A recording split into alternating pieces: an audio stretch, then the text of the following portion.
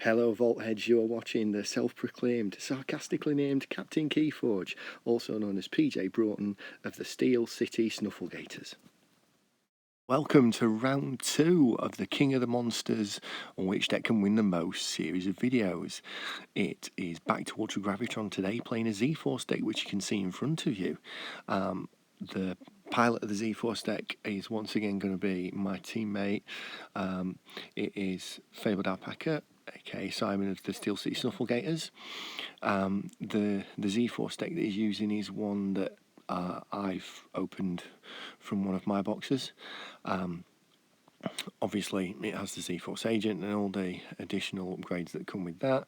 There's also an upgrade in one of the other houses, and there is a matter maker as well, to make it a little bit more interesting to play and a little bit easier to get out the upgrades. So we're just having a look at the cards. Simon's just deciding whether or not to mulligan, and obviously he's done that because the card count's just gone down to 6. And I've decided to keep my decentish size hand there to play out on turn 1 as the second player. So yes, again, Simon's just having a look through, picking out the house to play.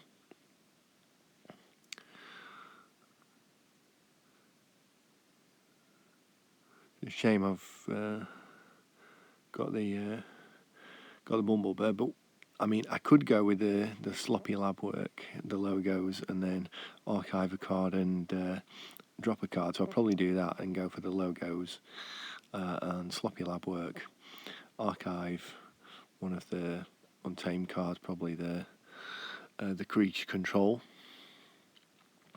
and then so archive Lost in the Woods for a bit of creature control later if we need it. Discard the Bumblebird because it's not much use. Play out the Munchling, and there we go. Simon's got the Titan down. Decent strength creature, that one. So again, I've got another sloppy lab work, potion of invulnerability, and then the fertility chant along with the 3 untamed creatures. Simon's gone to shadows this time, so old Bruno, tempting offer, which it looks like it's going to return my Munchling back to hand. There we go. So back up to 7. Still probably worth playing out that logo, playing out the untamed though, which I'm going to do. So decided not to. Well, I was deciding whether or not to take the Lost in the Woods here. Gone for the fertility chant for the 4 amber burst. Play the Dark Fairy. Play the other Dark Fairy. Play the Niffle Ape on the flank.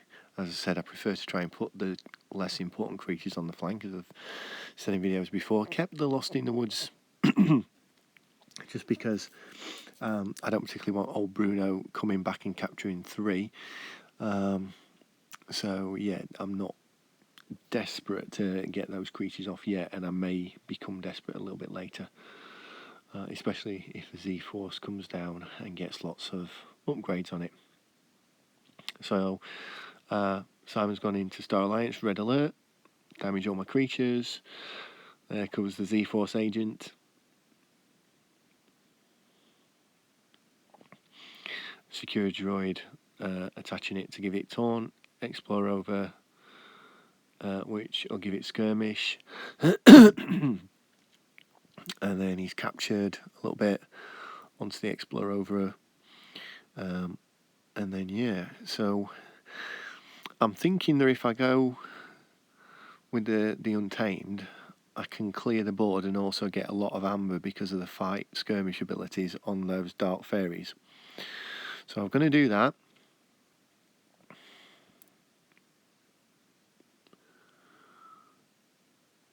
Picking the Niffle Ape.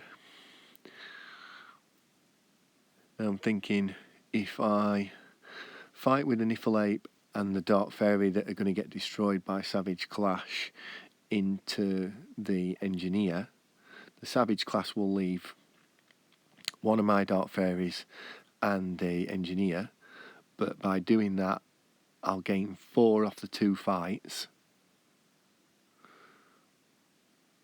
So if I fight with this creature, I'll gain 2. There we go. Up to 6 now.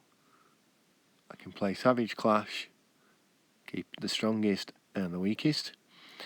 And then now if I fight again with the Dark Fairy, there we go, get my Amber back, gain 2.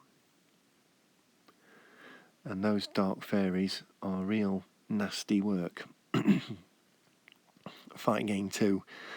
I was saying to Simon, I borderline think they're OP. Maybe strength 3 would be better, just because it would stop them stop multiples of them fighting into mid-range creatures like power 3 stuff. Or maybe just have it fight gain 1. I mean, Eldest Bear has to be in the centre of your battle line to gain 2 off a fight. Admittedly stronger when you've got Assault, but still, it's a great ability. And also as well, I mean, I've got that in place if he puts down another creature, if I want to. And I mean, he doesn't know I've not got a big Untamed hand, because obviously I haven't got a big Untamed hand, but I could just fight that Dark Fairy into something else and get another 2 off it. So he's returned it to my hand, which has gained me 1 and also helped heal it. So I managed to forge the key this time. For the 6, still got the 5. The Ultra Gravitron deck is, the Untamed is helping it run away today, to be fair. I think this time I'm looking at going for the logos, because I can play Sloppy Lab Work, and again archive one of the out-of-house cards, and then discard one of the less useful logos cards, but also as well I can play Auto Encoder first, so that when I discard a card off the Sloppy Lab Work, I can then archive another card. So if I get Auto Encoder down first, Sloppy Lab Work's going to let me archive 2 cards due to discarding 1. But it's just deciding which ones to put in, and also as well whether it's worth archiving 2 cards out of house. I mean, we've still got the Lost in the Woods in there, so an Untamed card wouldn't be too bad, but do I really want to put in another house? Do I want to put that Sanctum card in there too? So there goes the Auto Encoder, as I said. And that's Sloppy Lab Work. And yeah, archiving the Dark Fairy. Discarding the Potion of Vulnerability, and with Ultra Gravitron appearing in there off the Auto Encoder, it may be worth putting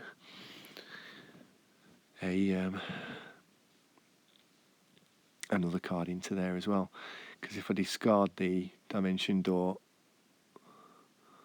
I'll put another card into my archive too. So now we've got 3 Untamed cards and 1/2 of the Ultra Gravitron. And again, I'm in check.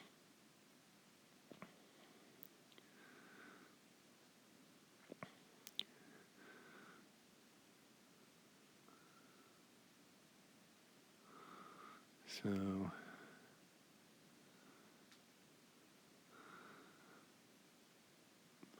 yeah,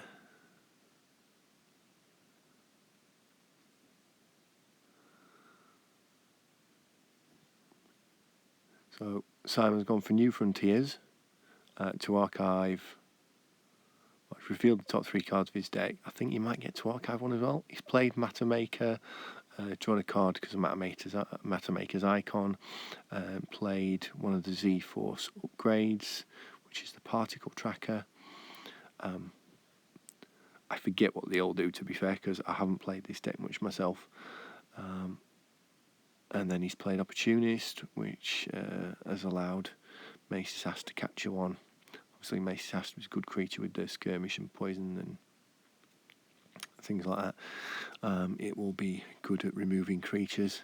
So now I can decide whether or not I want to take the archive, and with the fact that there's resurgence in there as well, I could definitely get back the other dark fairy that was in the discard pile, and I could get back the Niffle Ape as well,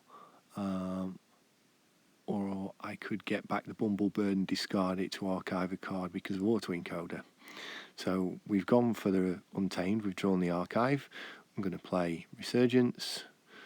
I'm going to get Dark Fairy because it's a mutant, and then that will allow me to take a non-mutant creature. And like I say, gone for Bumblebird, discard Bumblebird, archive a card because of auto encoder, play the Dark Fairy.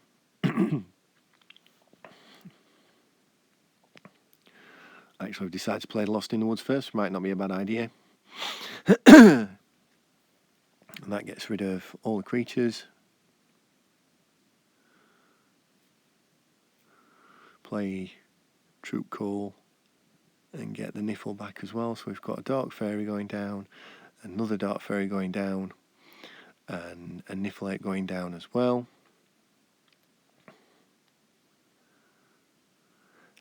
Which again, we've already seen the power of the two Dark Fairies in this game already, sort of along with the Savage class clearing the board and earning 4 amber in the process. So there's a KeyForge there by Simon. That's going to make us 1 key each, but again with 9 amber in check for my key number 2, it's going to be difficult for him to take enough off me to stop me forging. He's played the Dark Wave there and done 2 damage to the Niffle Ape, but not the Dark Fairies because they're mutants. Although again, you may not be that eager to throw down a load of creatures, because if you do, I can start fighting the Dark Fairies into them and earn a load of amber. So now it's a choice between, do I start putting out some of that Sanctum, or do I just reap for 3, put myself in check and see if that's going to be enough to win me the game. Despite the fact that I can get Ultra Gravitron out, and despite the fact that I can put down 4 Sanctum creatures, I do believe in getting to check wherever you can. So yeah, I think it is Rock the Untamed and reap for 3. Getting to check, see if that's going to be enough to win the game. Put down the other Niffle Ape as well, and then giving Simon a question to answer, and it's all about now whether or not he can take me off check with that 6. Like we all do, I think he's having a look through the cards. So we've got down logos, Odd Chord, Keitho the Adventurer, Infomorph, Demobot. Got 2 cards left in hand.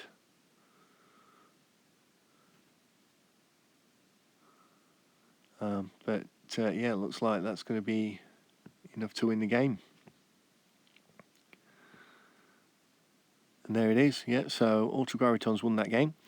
So after 2 games, Ultra Gravitron's won 1 game and forged 4 keys.